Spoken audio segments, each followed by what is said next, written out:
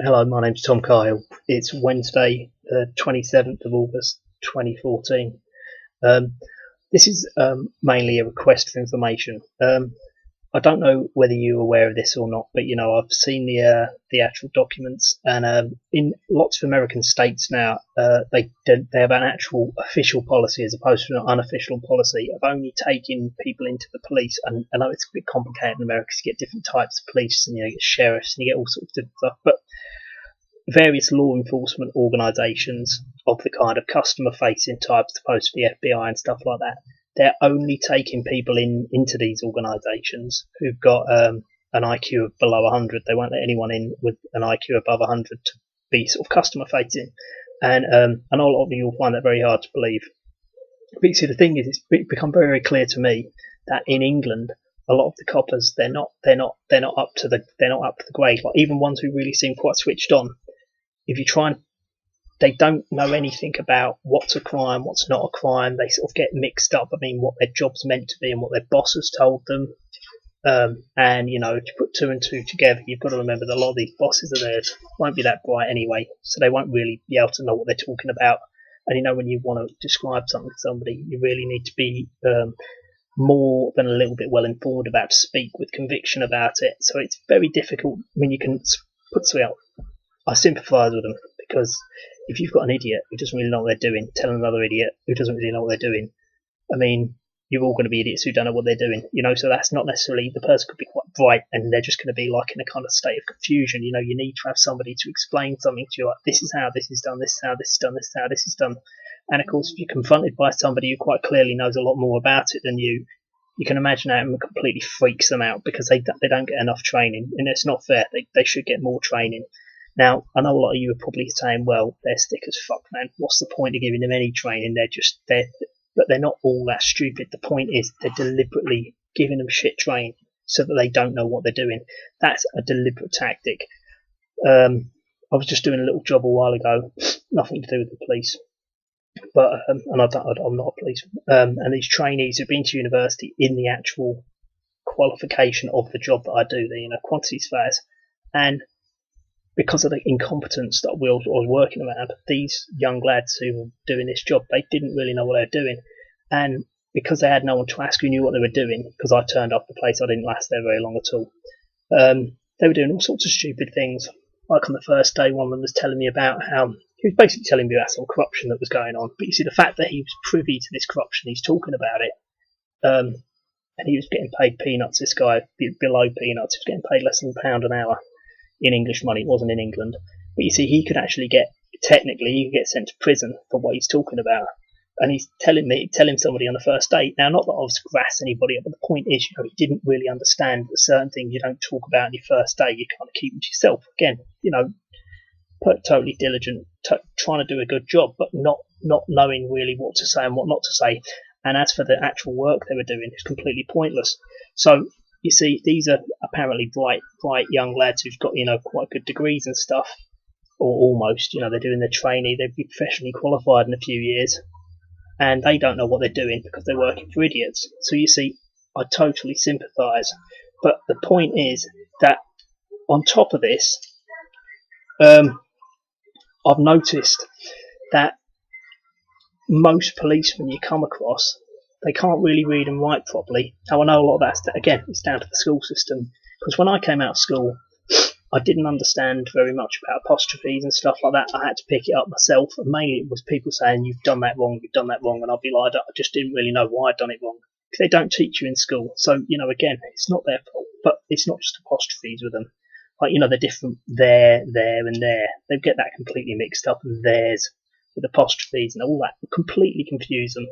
There's no way they're ever going to get that in the police reports, and you can see why then they're going to be useless at giving evidence in court and stuff, because their notes are so minimal. They try and minimise everything that it's very difficult to actually work out what they're saying. It's totally open to interpretation, and the idea you have to be a clever barrister to get round it's a myth. You'd have to be a kind of very mediocre barrister to easily drive a battleship through their notes, because their notes are so completely insufficient. They're not sufficient. And of course, if you've got somebody who writes like a sort of 12-year-old, can't write properly, not very fast at typing and that. They're deliberately keeping them dumbed down, and I see this all the time. But what I want to know about, anything to do with the shit training they're giving them, anything to do with the deliberately ambiguous instructions they're giving them between what they're meant to be doing and what they kind of have to do to please their boss. Because people say, oh, it's all corporate now, it's all corporate, it's just about giving tickets. Yeah, to a point, there's that element to it, but it's not all about that. People don't join the police to do that. If they get to chase an actual proper criminal, they're going to forget about those silly little points straight away and get down to it. Most of them. The proper ones will. So I'm not sold on that. I don't reckon it's all down to that. It might unfortunately be mainly down to that now. It's a shame, but when it comes down to proper crimes, people getting beaten up, robbed and stuff, I know they'll all get involved, and I know they will. Most of them will anyway. So anything that anyone can tell me about deliberate psychometric testing, deliberate screening for this, deliberate screening for that, or anything that's like they've noticed, like trends. I could give you an example. I used to know this kid at school. Well, I knew a few kids at school who joined the police. One of them, whenever he panicked, he'd lose absolutely all sense of colour, time, everything. He would lose everything over the most silliest, smallest thing. And this was actually very dangerous, because once we got on the school bus, it wasn't a school bus, but it was the bus we used to get back from school, in the Pentagon, which is a big like a shopping centre in Chatham that had a kind of bus station attached to it, one of those sort of old-fashioned ones they built in the 70s, where all the buses sort of go through this dark, sort of dingy concrete tunnel. And basically somebody shoved him, that we found out afterwards, and he basically ran to the back of the bus, jumped off the bus, and like we're in a place where, because he jumped off the bus, it would have been to the driver's side. The buses just shot round there because you weren't even allowed to walk on that bit. Pedestrians couldn't walk on it because there was a wall on the other side of the road, and it was one way, and there was big, massive metal barriers, so you could only get on the bus when the bus got there. You weren't meant to be wandering around on it, and you'd, even when you sort of had cause sometimes to run across it to get something or something, you'd feel like it was dangerous, because it's a bit like running a railway track. It was like people aren't meant to be on it, and you felt like you were in danger if you got on it. But anyway, so we jumped off the back of the bus, and we thought, well, what if we, you just automatically, if somebody runs and jumps off something, you think, well, there must be something important. Then he said, oh, someone shoved me. And it's like, my mum said that if somebody scares me, I've got to. And I was like, what? He's like 15 or something. It's fucking absolutely ridiculous. Or 14. Absolutely ridiculous. Another time, we'd been annoying this, I don't know, miserable old bastard who started chasing us around when we were probably about 13. And he was speeding down the road in this bluebird. It was a bluebird. I forget what colour it now was. It was either blue or it was red. But either way, whatever colour it was, he was saying it wasn't the colour that we said it was. And he almost got killed. So he almost got squashed. There was a car driving down a 30-mile-an-hour zone, which is a clear, completely not suburban street with shops and stuff, just houses. No one would ever really drive above 35 because there's cars parked down every side. It's just not the kind of street you drive fast in. And he was speeding towards him, and he just wasn't going to get out of the way because he decided what colour it was. So you see, the point is, this guy's totally honest, trustworthy. He was okay, likeable, but he can't be trusted in situations where you need someone to be relied upon.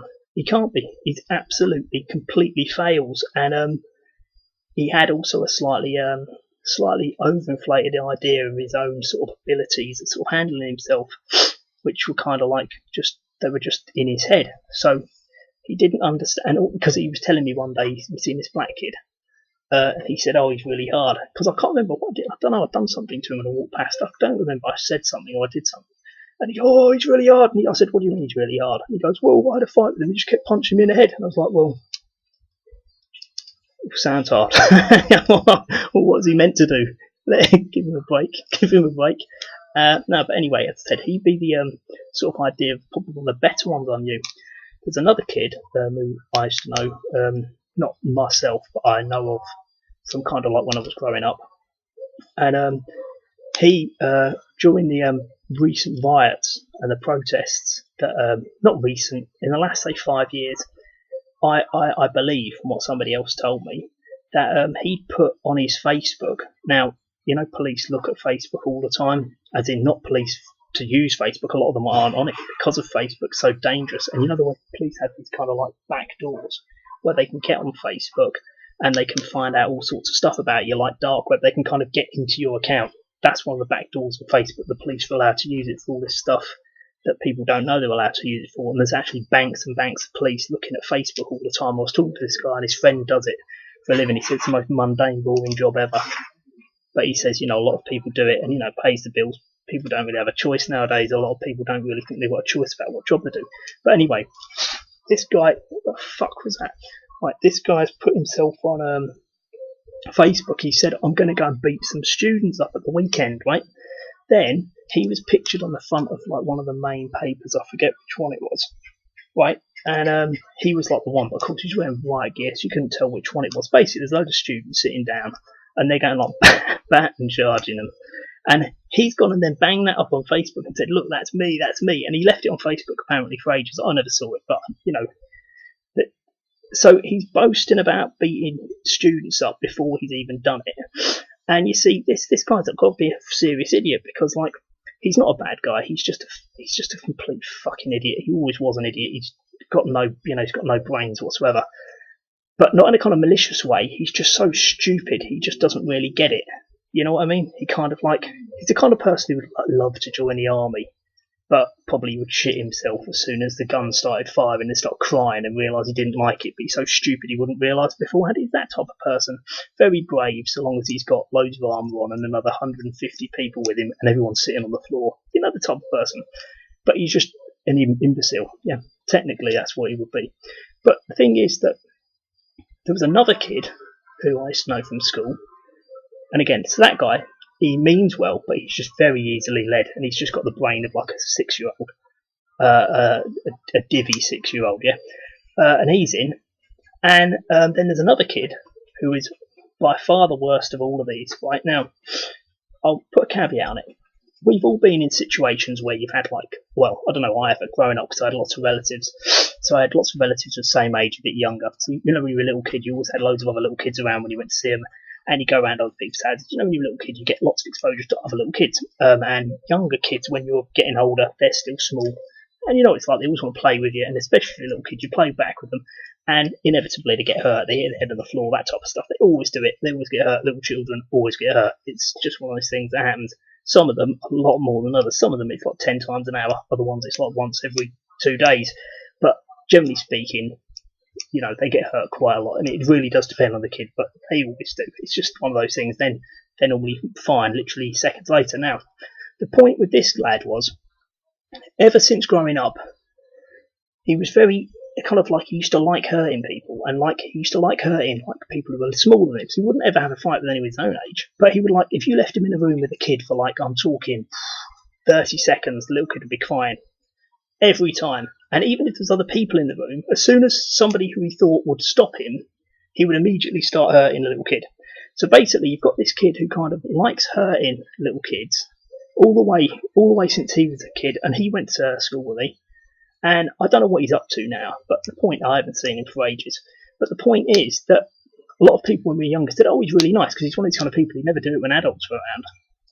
And if you told adults, a lot of adults, they think they're clever. So you say, well, I know you can't be trusted around children. They go, oh yeah, what do you know, sort of thing. It's like, well, everything, because I'm just telling you, but you know the way, they won't believe you. And the point is, now, you start hearing people going, basically, he can't be left around children. He's a kind of danger around children. He's kind of weird. He makes them cry all the time. He hurts them. He likes hurting children. You start thinking, well, we have been telling you that for the last 20 years, but, no one will believe you. And so basically, so he's in. So you've got, I reckon he's a paedophile, I'm sure he is, because it's kind of like, I don't really know much about the way pedos think, but I can sort of spot them. And I said, I haven't seen the guy for ages, but anyone who sort of likes hurting children that much that they can't actually be in a room with them without hurting them, I think it would obviously go on to the next phase. I just don't really see how that would be alright. Because if you've literally, their parents are out of the room for 1 minute, you're just going to hurt them, make them cry. What are you going to do if you're left on your own with them for an hour, and you're going to be left on them for an hour? Is it going to be alright to hurt them once? I think, if you have to hurt them after 30 seconds. So, you've got someone there who I think, put it this way, it's danger to children, absolutely, danger to should be put. You can't say he should be in prison unless you catched him doing something, but, he's very suspect. You would never let him near your children if you knew him. So he's in the police. So you've got somebody who gets scared because somebody like shoves into him, who goes and almost kills himself and all the people around him by jumping in front of a load of buses. Thank God there was no buses. We could have easily got killed then. Easily. Then you got another one who brags on Facebook. So it's totally indiscreet. So let's just say you think you're in the police, I get to beat people up, it's a bit of a laugh. But he's actually leaving his colleagues hanging out, because if they catch that thing on Facebook, you know, what if he's in a case for something else and some barrister saved that? You know, like, has got some access to someone who saved that. They look into it and they go, well, he brags about beating up people. Look, they're sitting on the floor and he's baton charging them, and he's so proud of it. That's not following orders. He's going to put it on his Facebook. He's sharing it with all his family and friends. But the other thing with that guy was, he was at this wedding a while ago, and I wasn't paying too much attention to him, but he was saying, you know, this guy got pushed over a while ago. He got bitten by a police dog, which wasn't filmed, and then there were people filming him, and this policeman ran up behind him and pushed him in the back, and he hit his head on the floor and he died. The policeman's now been kicked out of the police, I think, hasn't he? But you might know it. If you're from England, you'll know about it. He was sort of going, yeah, but he's a drunk now. And it's like, hang on a minute, mate, you're drinking now. So if I push you on the floor and you hit your head and you die for no good reason, you know, there's no point in even saying it to the guy, because he's just such an idiot. But he doesn't understand that he's turning people off him. He doesn't understand how ridiculous he sounds. So you just kind of like you couldn't even really be bothered to. I wasn't really paying attention. I was just listening to it with one ear. But you just get to the point where you just think these people are so low, a lot of them, that you don't even have the respect to sort of correct them. I'll give you another example. I had a problem with the police a little while ago, and I had these. I was trying to hand some evidence into the police. They wouldn't take it, and they're telling you now that they don't take any evidence of fraud. And whenever you sort of try and explain to them why it's fraud, and they go, it's civil debt, and you go, no, it's not a civil debt. They go, well, go to the solicitor's regulation side. You say, hang on a minute, mate. Listen, if the milkman raped your wife, right, would you be happy if the police came round and said, go and complain to the dairy? And he goes, but it's not the dairy, is it? And you go, no, I know it's not the dairy. But if an accountant's ripped you off, why would you, stolen from you, why would you go to the accountant's paid for trade union and complain about them? It's idiotic. And also, because it's a regulatory matter, by that time they've completely lost you. They're annoyed about the fact that you've explained it so clearly, but they can't apply their logic. Their brain is just fucked. And they don't understand that if you've gone down a regulatory route, the regulators can't impose a penal sentence on. Do you know what I mean? They don't have like an inbuilt prosecution service in them, and they're totally partial to these people. They're not impartial, are they? Because they've been paid by them, and it's very, very difficult to deal with them. So they're trying to help you, but they're just so sort of like completely out of touch with reality that they can't help you. So unless you're like beating someone's head in, they don't know that you're doing anything wrong. And it's like cancer to the country, because if you just get these people through absolutely everything, I just don't really see there's any way out of it. I mean, there's another situation recently where I had some coppers telling me some police I was phoning up to ask about how some complaint had gone, where I'd handed in some evidence, and I'd got a crime reference number for it, by the way, which is very difficult to get now. That's no mean feat nowadays. And I was talking about this copper, I forget what his name was. But he was kind of the duty sergeant in his police station. It was in Holborn Police Station in London. And they were basically trying to tell me he doesn't exist and I've made him up. And you're just like, it absolutely beggars belief. Like, you've made up, this guy was really big, he was Welsh, he was very friendly, very polite, very accommodating, he was fine. But the thing is, you've made him up. Now, it was quite an eventful day, that was, because I was actually getting very angry by the time I spoke to him, so I'd calmed down, but I was very pleased the fact he was so polite and accommodating, which he was. But the thing is, earlier on that day, I tried to hand some evidence into the police station, another police station, one in Camden, in the High Street in Camden, this is, and the guy behind the desk got really upset with me, because I basically said, look, there's the evidence, and I was looking at the camera, like, there's the evidence, you take it, like, do your job. Because he was going, no, I'm not going to take it, I don't have to, you've got to. And then he started saying, have you got any criminal records, who are you, all this stuff. And I go, have you got any criminal records, And I don't remember exactly what I was saying to him, but the point was, I wasn't having any nonsense off him. And of course, you've got to remember that if you're wearing a suit in England, the police will not arrest you, because they say they will, but they're not going to, because they're scared of arresting people in suits. Doesn't matter the fact they've got no reason to arrest you. That doesn't stop them from arresting you, by the way. That's got absolutely nothing to do with anything nowadays. But anyway, I've been talking to this black man on the tube about a week earlier, and he'd said to me, do you know he was talking to me, he used to know Mark Duggan, that guy the police murdered recently. Well, he said, he didn't actually say he murdered, he said we'll never really know what happened, but obviously that is, I think that's becoming more obvious and more obvious now that is what happened. But anyway, he was saying, look, he says you've got different types of police. You've got the sort of the top ones in soccer and stuff like that who've got access to all this interesting, useful technology. They can find anything. Some of them are quite switched on. They got guns if they want. They got helicopters. They want to get you. They're going to get you. They can cause you some serious problems.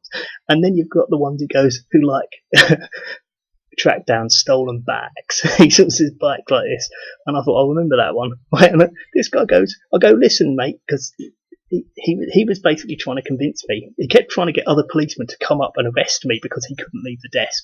And he's basically, I'm going to arrest you for not leaving the station and not respecting me. Well, I said, I can't respect you. You don't command any respect. Look, you're just a big girl's blouse. You're about 6'10" or something. You're just a big ninny. You couldn't fight your way out of a bag of crisps. How can any man take another man seriously? Who I'd have to stand on a chair, punch him in the head, but you could knock you out. I was giving him some kind of nonsense along these lines, but probably not to do with violence. But I was just basically talking down to him, and just to wind him up so he'd do his job, because he'd been running criminal reference checks on me and all sorts of stuff, and he wouldn't even tell me his name, and he kept phoning people up and trying to get them to come back to the station to arrest me. And I said, look, you've never amounted to anything in your life. What did you do before you came into the police? This is just literally the absolute last-ditch attempt, and they won't even let you go out on the beat. They're keeping you behind the desk. And he said to me, well, that's not true. I've sold loads of big crimes or something that was absolutely pathetic. I'm a respected member of the team. And I said, yeah, right, whatever, mate. I said, I bet you've sold loads of crimes. Yeah, I'm sure you have.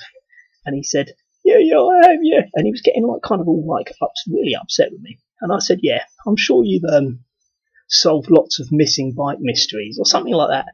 And basically what happened, he all welled up and he had to run away from the desk into the back. And I can tell you for a fact, he was off crying. Right now, I knew he was crying anyway. So when I went to the Holborn station, when I was in there, 2 or 3 of the police came in and they said, what did you say to him? What did you say? What did you say to make him cry? And I was like, I don't know. I don't know. He's weak-minded. I knew he's weak-minded. He's in the police, and I was talking about him getting bullied at school and stuff, and what a pathetic weasel he was. He should just do his job because he's been paid to do a job. He won't do it. I'm not going to apologise. He deserves it. He shouldn't even be in the police if he's going to start crying. Big puff. And they were just like going. They just couldn't believe how easy I'd made him cry.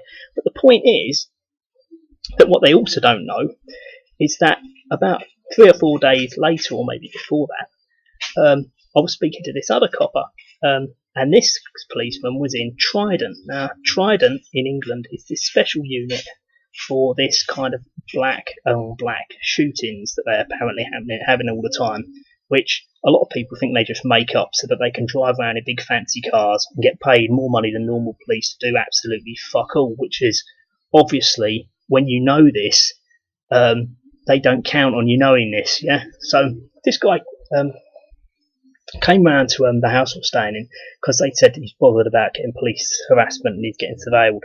And he came round and he goes, yeah, well, I'll tell you what I'm up to right here. What I do, Tom, is I deal with the very serious crimes, like, shooting, guns, all this stuff. And I was just looking like completely nonplussed is the word, I like that one. I was just looking there. And he says, so anyway, and I said, well, my problem is, and I can't remember his name, is, say, John, is that when people, when I try and present this information to police officers, the police, they normally get very scared. And he goes, a police officer never gets scared. And I just looked at him like, you what?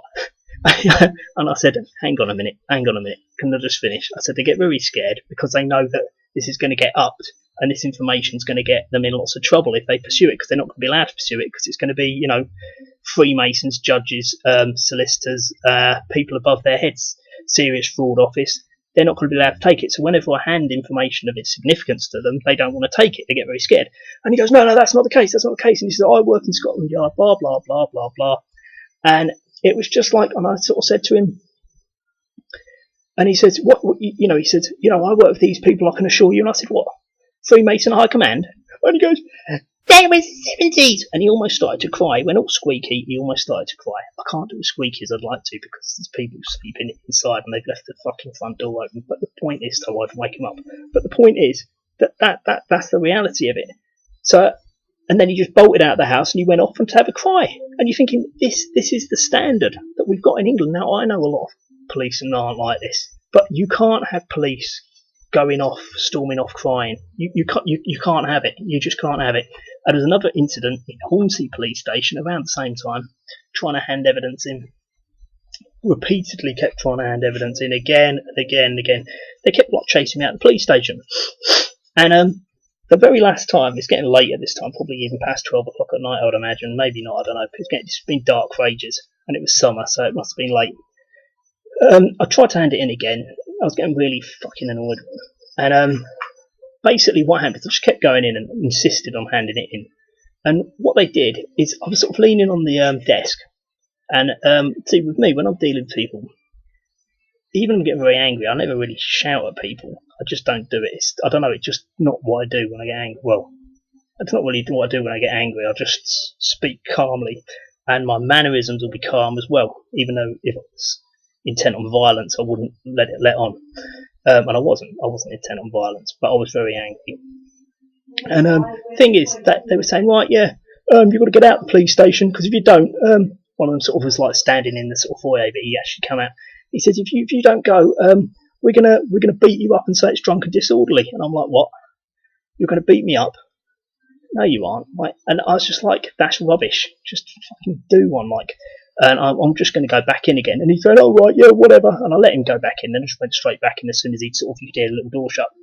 Something like, I forget the exact order of events is, don't quote me. But anyway, so I went back in. I was leaning on the desk. And they go, right, that's it. We've told you, you've got to get out. We're going to get you now. And I said, what, you five? Leaning on the desk, just like twisting my head around like a dog that doesn't understand. And they all run out. And I thought they were going to run round, but they weren't running towards the door. They ran the other way. There was 5 of them, and they got all the policemen in the police station. It's not a very big police station, but there was a good 10 of them, and they all run out and they all go, right, we're going to get you. And it's like, all right, and who's going to get me then? And they're all sort of like edging forward like as though I was a lion or something. They were absolutely scared shitless, like that I was going to get the better of them again. Because once you've got them mentally, I don't really think they're normally very, very weak-minded, and it seems like the bigger they are, the more stupid and more cowardly they are. And, like, I don't know, I think it's like they know they're in the wrong, and I think this is the really big thing that you've got to take from this. You've got to take the positive. Even though these people are very low people, they're not people really, they're not first amongst equals, are they? They're the opposite. The point is that they're put in a position where they're deliberately being used, and they're being deliberately set up to be hate figures. I mean, in England, they don't really get to have guns and stuff. I mean, thank God, because most of them are too stupid. They really shouldn't be allowed them. But on the other hand, really, police should be allowed guns, shouldn't they? And everyone else should be allowed guns. It would sort of even things up a bit. It would make things a bit more sensible. But the way they're getting used in England now, they're sort of pathetic, and it's just getting used on them. And they're kind of the victims of it because they're getting so sort of brainwashed that everybody is out to get them and all that stuff. It's no wonder that they can't deal with anything when, a normal person wants to sort of like just talk to them about something. They sort of get really aggressive, and they just make a fool of themselves 9 out of 10. I mean, a while ago, these 2 of them grabbed me when I was actually in the road on a bike, accused me of driving on the pavement. These are the pretend policemen, they're called PCSOs. They were telling me that I had to stop and all this stuff, and I was thinking I could just punch these 2 and drive off. There's nothing they could do. But they were such pathetic weasels. I thought, if I'd literally lamped a couple of them and just walked, because they had actually assaulted me, I thought these 2 will probably never be able to leave the house again. They were such like kind of little vermin runts. There was a woman and a man, but they were both real little runts, very out of shape like. And so I thought, okay, I'll take this ticket. And they were like filling me out a ticket as though it was a car, and they were putting like the writing on the bike in the registration field. You just thought, you idiots. I said, I'm not going to pay it. So, we'll see you in court. You're going to go to prison. I was going, oh, I'll see you in court then. See ya. Stop by any time. Anyway, I know I say it's make it out to be funny, but it's not funny. It's very sad. and they need to buck their ideas up, but they're incapable of it themselves. So I've been Tom Cahill. It's Wednesday, 27th of August 2014. Thanks very much. Bye bye.